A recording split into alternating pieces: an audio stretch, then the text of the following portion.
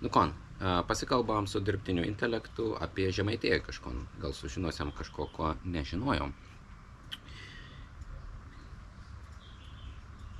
Labas. Kon gali papasakoti apie Žemaitiją, Žemaitijos sostinį, pavyzdžiui, Telšiai. Žemaitija yra vienas iš 5 etnografinių Lietuvos regionų, esantis šalies šiaurės vakaruose. Tai yra regionas, garsėjantis savo unikalią kultūrą, tarmėmis ir istoriją. Žemaitija apima tokias didelės vietovės kaip Telšiai, Plungė, Mažeikiai, Šilalė ir Raseiniai. Žemaičių kultūra yra savita ir išskirtinė. Jie turi savo tarmę, kuris smarkiai skiriasi nuo bendrinės lietuvių kalbos, todėl gali būti sunkiai suprantama kitiems Lietuvos gyventojams. Žemaičiai taip pat didžiuojasi savo istoriją, kuri apima kovas prieš kryžiuočių ordiną viduramžiais ir ilgą laiką išlaikytą nepriklausomybę. Šiame regione taip pat yra daug gamtos grožybių, tokių kaip Žemaitijos nacionalinis parkas, kuriame yra Platelių ežeras, didžiausias Žemaitijos ežeras. Bet už Žemaitijoje rasite daug istorinių vietų, pavyzdžiui, Telšių miesto senamiestį ir Plungės dvaro rūmus. Ar yra kažkas konkretaus, kas tave domina apie Žemaitiją? Jo, gal galėtum biškį papasakoti daugiau apie Žemaitijos sostinį Telšius. Jo. Telšiai yra Žemaitijos sostinė, įsikūrusi šiaurės vakarų Lietuvoje, šalia Maščio ežero. Tai yra miestas, turintis turtingą istoriją, kultūrą ir daugybę lankytinų vietų. Telšiai garsėja savo senamiesčiu, kuris yra vienas iš 7 saugomų Lietuvos miestų senamiesčių. Miesto centras pasižymi siauromis gatvelėmis, senoviniais pastatais ir jaukiomis aikštėmis. Telšių Antano Paduviečio katedra yra vienas iš miesto simbolių, žavintis savo architektūrą ir istoriją. Miestas taip pat garsėja savo skulptūromis ir meno kūriniais, išdėstytais visame mieste. Vienas žymiausių meno kūrinių yra Žemaičių žemės skulptūra, simbolizuojanti žemaičių kultūrą ir tradicijas. Taip pat verta aplankyti Telšių alaus daryklą, kuri yra vienas seniausių Lietuvoje. Telšių miesto istorija siekia viduramžius, kai miestas buvo svarbus prekybos centras. Gera. Žemaičių kultūros ir Biškį aš tai pertrauksiu. Papasakok, o kas buvo, kas nors apie Žemaitiją ar Telšius prieš viduramžius? Prieš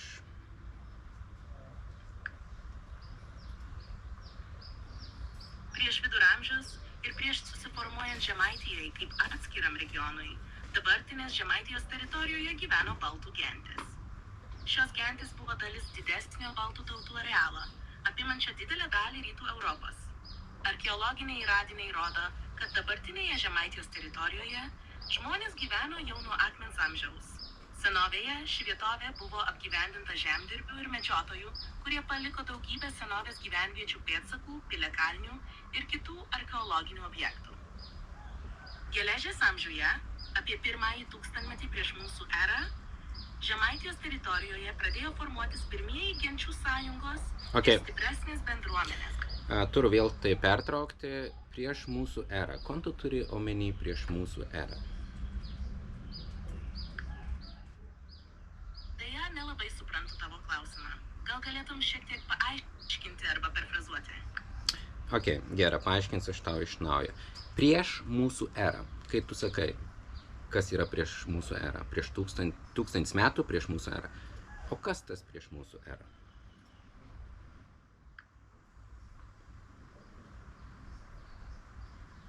Prieš mūsų erą. Arba before common era anglų kalboje yra laiko matavimo sistema, kuri skaičiuoja metus iki Jėzaus Kristaus gimimo, kurį tradiciškai laikome mūsų eros pradžia. Metai prieš mūsų erą skaičiuojame atgaline tvarka, pavyzdžiui, štūpa MNI reiškia 100 metų prieš mūsų eros pradžią. Taigi, kai sakome, kad kažkas vyko prieš 1000 metų prieš mūsų erą, tai reiškia, kad tai vyko maždaug prieš 3000 metų nuo šiandienos. Šis laiko matavimas padeda mums tiksliau datuoti senovės įvykius ir kultūras. Ar yra kokių nors specifinių įvykių ar kultūrų, apie kurias norėtum sužinoti daugiau, kalbant apie laikotarpį prieš mūsų erą? Ko aš iš tikrųjų norėsiu sužinoti ir kas man įdomu, kas vyka grina tuo momentu prieš ir po to atsirado po, bet kas vyka tuo momentu, kol mes perėjom po.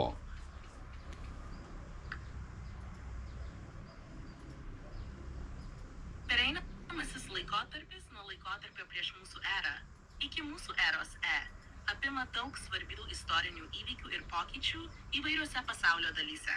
Štai keletas pagrindinių įvykių ir procesų, kurie vyko šiuo pereinamojų laikotarpiu. Romos imperijos kilimas. Pirmaisiais amžiais prieš mūsų erą Romos Respublika transformavosi į Romos imperiją. Šis procesas įvyko per garsių karvedžių, tokių kaip Julijus Cezaris ir Augustas veiklą. Po Cezario nužudymo tarp 4 metus prieš mūsų erą, Augustas tapo pirmuoju Romos imperatoriumi 27 metus prieš mūsų erą, ženklindamas Romos imperijos pradžią. Tik helenizmo laikotarpis. Gerai, aš dabar tave biškį pertrauksiu. Jo, mes žinom tus didelius įvykius, mes yra įrašyti istorijos, mes kai einame mokyklas, mes žinom tas istorinius įvykius, mums mokytoja mok, bet kas yra, sakykime, nežinoma, kaip žmonės jautės tuo momentu, kol vyko tas vės perėjimas. Tai įdomus klausimas.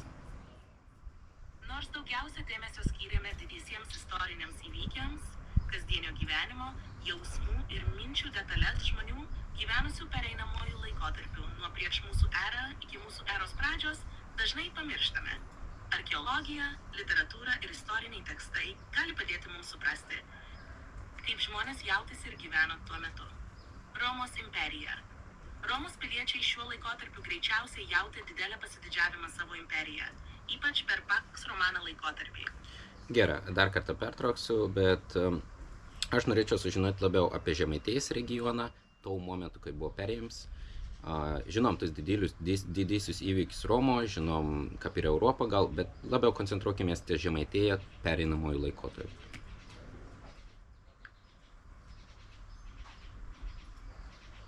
Žemaitijos regionas, kaip ir visa dabartinė Lietuvos teritorija, buvo apgyvendintas baltų genčių jau nuo senų laikų.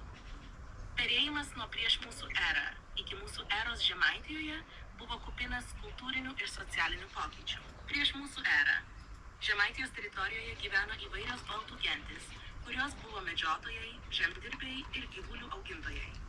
Jie gyveno bendruomenėse, kurios statė gyvenvietes ant piliakalnių ir prie upių. Archeologiniai radiniai rodo, kad jie naudojo metalinius įrankius ir papuošalus, turėjo sudėtingus kapavietės papročius.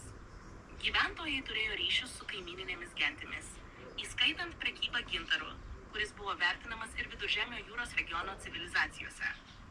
Mūsų eros pradžia.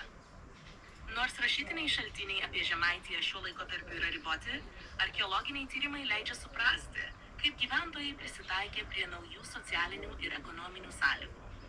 Žemaičiai toliau plėtojo žemdirbystę ir gyvulininkystę, kūrė sudėtingesnės gynybinės struktūras savo gyvenvietėse. Kasdienis gyvenimas. Žemaičiai gyveno bendruomenėse, kuriuose šeima ir giminė buvo labai svarbios. Jų gyvenimas buvo orientuotas į žemdirbystę, gyvulininkystę ir amatus. Kiekvieną dieną jie dirbo žemėje, augino gyvulius ir rinko miško gėrybes. Svarbi jų gyvenimo dalis buvo medžioklė ir žvejyba, kurios suteikė papildomų išteklių. Religija ir kultūra. Religiniai įsitikinimai ir papročiai buvo glaudžiai susiję su gamta. Žemaičiai garbino įvairius dievus ir deives, susijusius su gamtos reiškiniais, kaip saulė, mėnulis, miškai ir vandenys. Ok, dabar irgi dar kartą pertrauksiu tave, noriu paklausti, dabar iškel toks klausimas apie laumės. Kaip laumės? Laumės yra senovės baltų mitologijos būtybės, kurios buvo tikimos ir gerbiamos tiek Lietuvoje, tiek kitose baltų gentyse, įskaitant žemaičius. Laumės dažniausiai buvo apibūdinamas kaip moteriškos dvasios, gyvenančios miškuose, pelkėse, prie upių ar ežerų. Štai keletas pagrindinių bruožų ir mitų apie laumės. Išvaizda ir būstai. Laumės dažnai buvo vaizduojamos kaip gražios, jaunatviškos moterys su ilgais plaukais. Jos gyveno atokiuose gamtos kampeliuose, ypač ten, kur buvo daug vandens, pelkėse prie šaltinių, ežerų ir upių. Laumės naktimis galėjo išeiti pasivaikščioti, o dieną likdavo paslėptos. Dar galingos dvasios. Laumės buvo laikomas galingomis dvasinėmis būtybėmis, galinčiomis daryti tiek gerus, tiek blogus darbus. Jos galėjo padėti žmonėms, bet taip pat ir nubausti tuos, kurie negerbė gamtos ar jų buveinių. Laumės buvo laikomos gamtos globėjomis, galinčiomis užtikrinti derlių ar apsaugoti gyvulius, bet jos taip pat galėjo siųsti ligas ar nelaimės. 3. Ritualai ir pagarba. Žmonės, norėdami pelnyti laumių malonę, atlikdavo įvairius ritualus ir aukodavo maistą ar gėles. Taip jie stengiasi išvengti laumių pykčio ir užtikrinti savo šeimos gerovę. Buvo tikima, kad laumės gali padėti gimdyvėms ir globoti mažus vaikus. Juptar. Mitas apie laumių kiaušinius. Vienas iš žinomų mitų pasakoja apie laumių kiaušinius. Laumės galėjo padėti ūkininkams, jei šie surinkdavo ir globodavo laumių kiaušinius. Tačiau jie turėjo būti labai atsargus, nes laumės galėjo pasidaryti pavydžios ir keršyti už netinkamą elgesį. Laumės dažnai pasirodo liūdės pasakose ir legendose. Jos dažnai apgauna ar bando žmonės, bet taip pat gali būti geros ir padėti tiems, kurie jų laikosi tinkamais būdais. Laumės yra svarbi dalis baltų mitologijos ir padeda mums suprasti senovės lietuvių pasaulėžiūrą bei santykį su gamta. Ar yra specifinė laumų legenda ar aspektas, apie kurį norėtum sužinoti daugiau? Ne, manau, šį kartą užteks, bet man įdomu, o kas pasikeitė? Kodėl pasikeitė žmonių požiūris ir kodėl, sakykime, didelė dalis užmiršo apie laumes arba užmiršo ryšį, sakykime, su gamta? Kodėl?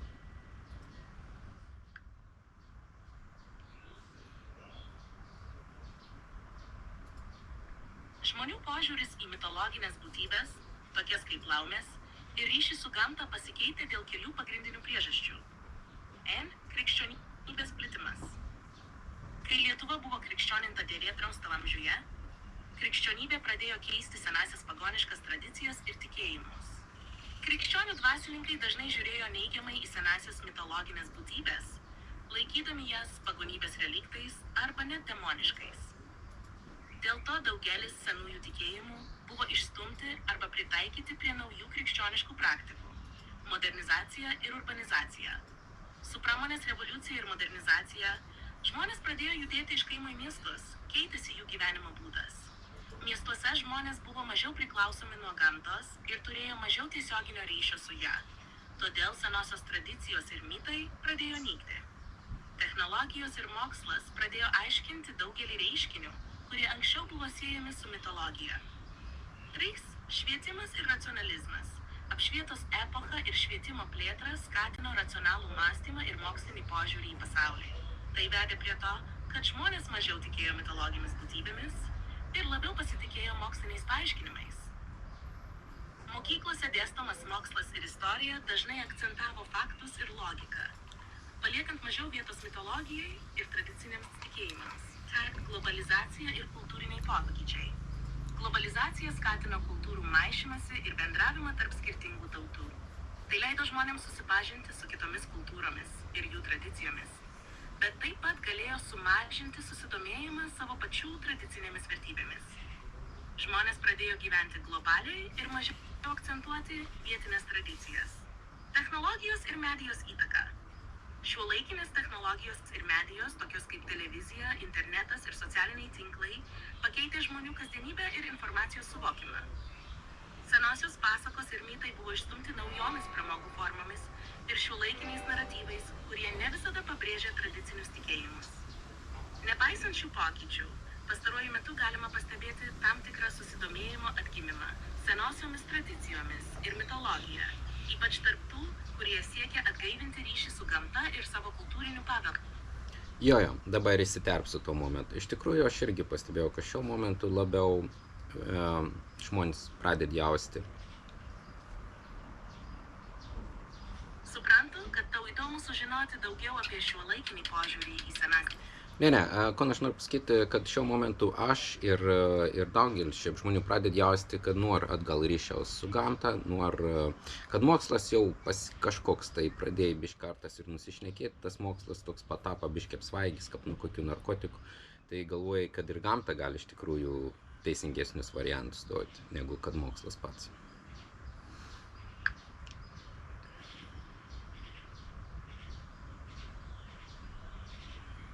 Tai labai įdomus pastebėjimas. Daugelis žmonių šiuolaikinėme pasaulyje jaučiasi atsijungę nuo gamtos ir ieško būdų atkurti šį ryšį. Gamta gali suteikti daug dvasinio ir fizinio pasitenkinimo, o tradiciniai gyvenimo būdai ir tikėjimai dažnai siūlo holistiškesnį ir natūralesnį požiūrį į gyvenimą. Šiuolaikinis mokslas kartais gali atrodyti per daug technologiškas ir sudėtingas, o jo rezultatai nutolę nuo kasdienio gyvenimo realybės. Tai gali skatinti žmones ieškoti paprastesnių, natūralesnių sprendimų ir grįžti prie gamtos.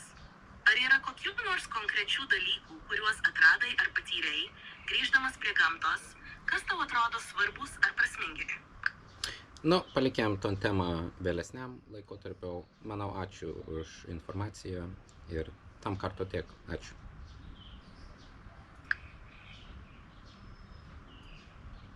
Nėra už ką. Jei kada nors norėsi pratęsti pokalbį ar turėsi daugiau klausimų, visada esu čia. Linkiu gero laiko ir sėkmės tau. Iki.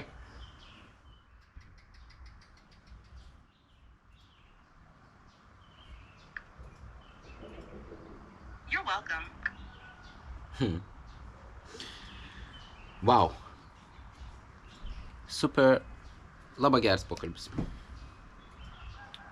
Labai geras.